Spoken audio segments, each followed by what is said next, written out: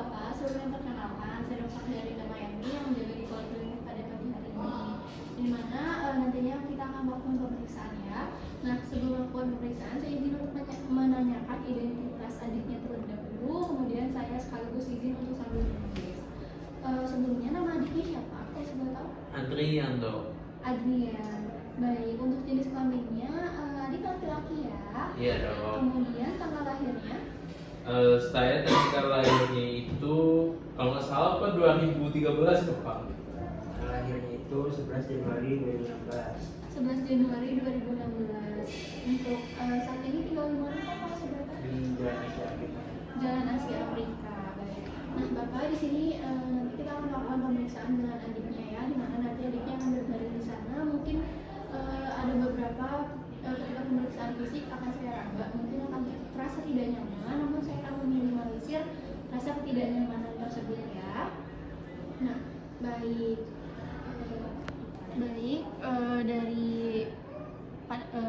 pemeriksaan yang dimana tadi ketika tanya jawab pasien dapat menjawab dengan baik, kemudian pasien dalam kesadaran penuh atau kompos mentis, namun tampak sedikit pucat dan lemas saja, sehingga kita identifikasi bahwa pasien mengalami sakit sedang.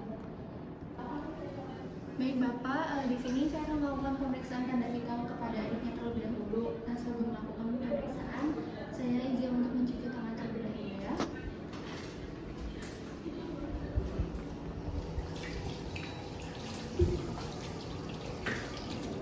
Cuci tangan telah dilakukan.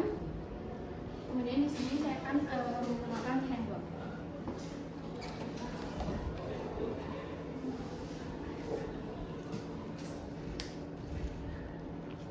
Jadi saya minjem tangannya terlebih dahulu ya.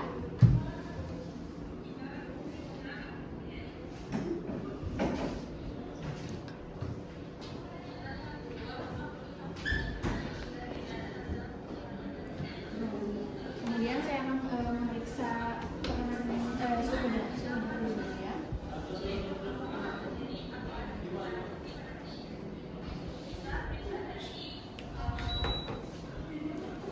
Baik, boleh tadi diangkat. Sakit nggak dok ini? Tidak. Bentar ya. Boleh.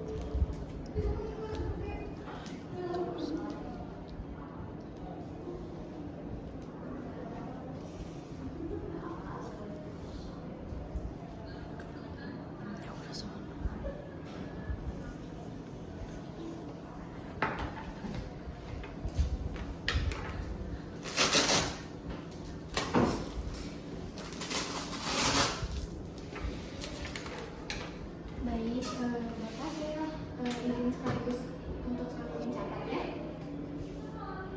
Dimana tadi didapatkan bahwa tekanan darahnya di 170 mmHg, kemudian tadi tekanan nadinya itu 108 per menit, kemudian tadi suhunya normal di 35,9 derajat Celcius.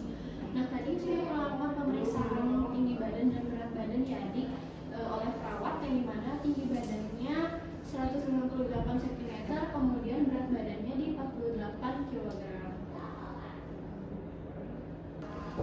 Baik, adik nanti boleh ketika di tempat tidur nanti boleh dulu terlebih dahulu, kemudian mohon dilepas ya, sehingga yang ada close saja. Siap dong. Baik, pada anak ini dimana kita akan melakukan pemeriksaan pada rambutnya terlebih dahulu, apakah rambutnya berwarna berwarna hitam atau berwarna merah jagung, yang dimana kemudian kita lihat juga apakah rambutnya ini gampang dicabut atau rontok, yang dimana ini adanya identifikasi bahwa pasien mengalami malnutrisi kronis atau anemia. Kemudian kita lihat juga dari wajah pasien apakah adanya kita identifikasi wajah pasien apakah adanya facies sculi, yang dimana hidungnya melesap atau adanya frontal blushing dan dahi menonjol. Didapatkan bahwa pasien berwarna hitam rambutnya, kemudian tidak gampang rontok, sehingga kita tidak dapat mengidentifikasi bahwa pasien mengalami malnutrisi kronis. Dan kita lihat juga bahwa pasien wajah tidak teridentifikasi bahwa mengalami facies sculi. Selanjutnya kita periksa juga pada mata pasien, pada konjungtiva. Didapatkan pasien tidak terdapat konjungtiva anemis dikarenakan defisiensi zat besi maupun adanya sklera ikterik, yang dimana dikarenakan anemia hemolitik. Selanjutnya kita akan melakukan pemeriksaan pada hidung pasien, apakah pada hidung pasien terdapat epiteksis atau krusta sanguinolenta, yang dimana apabila terdapat kedua itu kita dapat mengidentifikasi bahwa pasien mengalami gangguan pada koagulasi, yang dimana itu adanya penurunan trombositopenia. Nah, selanjutnya didapatkan pasien tidak terdapat epitaksis atau krusta sanguinolenta. Kemudian kita melihat pada bagian mulut pasien, di mana pasien tampak terdapat stomatis angularis, yang dimana ini kita dapat identifikasi bahwa pasien mengalami defisiensi zat besi. Kemudian pada lidah juga tidak terdapat atrofi papil, yang dimana kemudian warnanya dari lidah ini sendiri juga tidak merah terang, kemudian sehingga kita dapat identifikasi bahwa darah lidahnya ini normal. Kemudian sehingga kita dapat identifikasi bahwa pasien tidak dapat mengidentifikasi bahwa pasien mengalami anemia megaloblastik. Sehingga baik, selanjutnya kita melakukan pemeriksaan hepatoorganomegali, yang dimana apakah adanya pembesaran pada organ-organ seperti hepar maupun spleno. Nah, sebelum itu kita akan melakukan pemeriksaan dengan kelenjar getah bening, yang dimana boleh berdiri aja, Adik.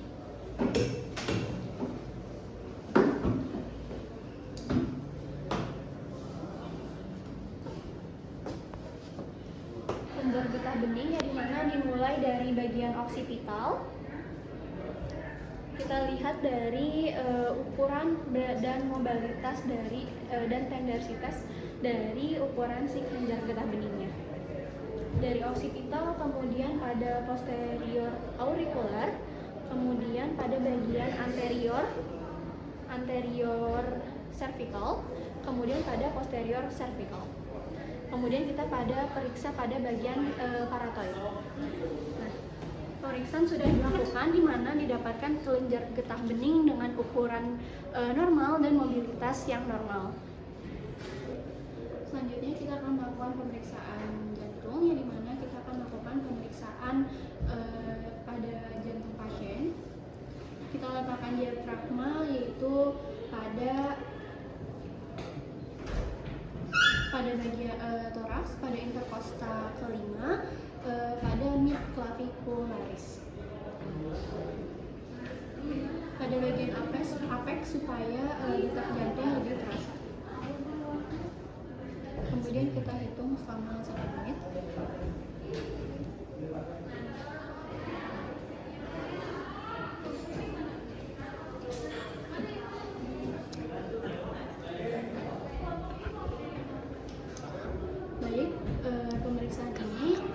Pemeriksaan ini itu berfungsi untuk melihat apakah pasien mengalami takikardia atau tidak, yang dimana apabila pasien mengalami takikardia itu dapat diidentifikasi bahwa pasien mengalami anemia kronis, namun tidak didapatkan pasien mengalami takikardia. Nah, selanjutnya kita akan melakukan pemeriksaan organomegali atau pembesaran organ, yang dimana kita melihat apakah salah satu di antara organnya yaitu hepar dan spleen atau limfa, yang dimana kita identifikasi apakah adanya hepatomegali atau pembesaran hepar maupun splenomegali. Baik, selanjutnya kita akan melakukan pemeriksaan pada organ hepar, yaitu kita akan mengidentifikasi apakah adanya hepatomegali atau pembesaran pada hepar. Yang dimana pada hepar sendiri kita maaf ya di sini kita buka pasien dalam keadaan terbaring, kemudian kita tangannya itu pada posisi tangan supinasi seperti ini. Nah, selanjutnya kita interpretasi dari lokasi limfanya, lokasi heparnya, yaitu di sini. Kemudian dari umbilikus di bawah arcus costarium pada bagian kanan. Kemudian kita periksa hepar, yang dimana kita letakkan tangan kanan seperti ini. Kemudian kita minta pasien untuk tarik nafas apakah ada pembesaran atau tidak. Baik, boleh tarik nafas. Siap dok.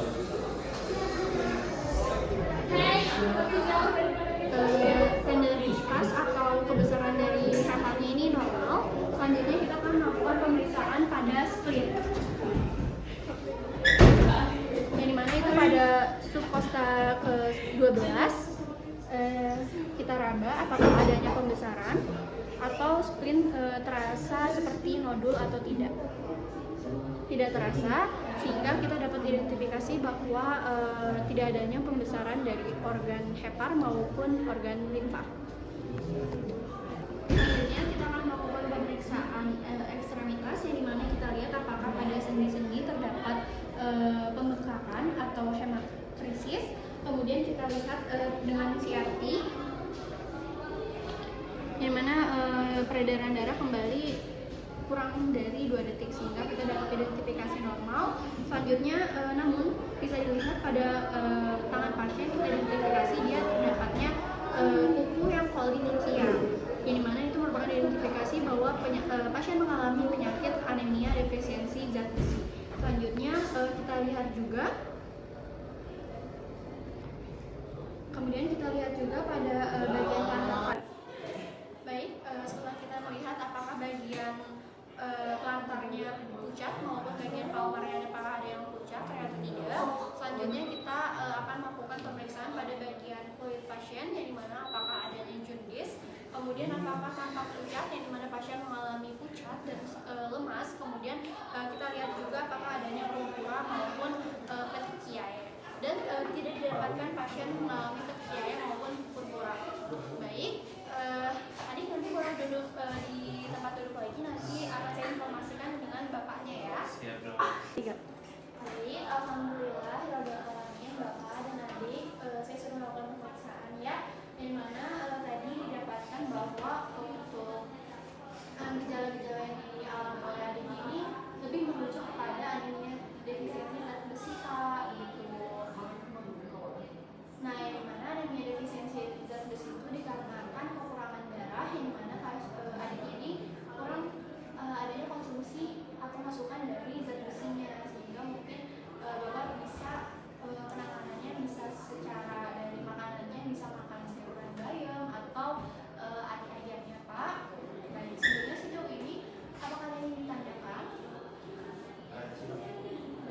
Nah, untuk nanti pengobatannya akan saya berikan resepnya pada apoteker Pak. Nah, apakah sejauh ini akan ditanyakan kembali Pak atau sudah jelas? Tidak. Baik, semuanya terima kasih Bapak. Iya, terima kasih. Terima kasih dok.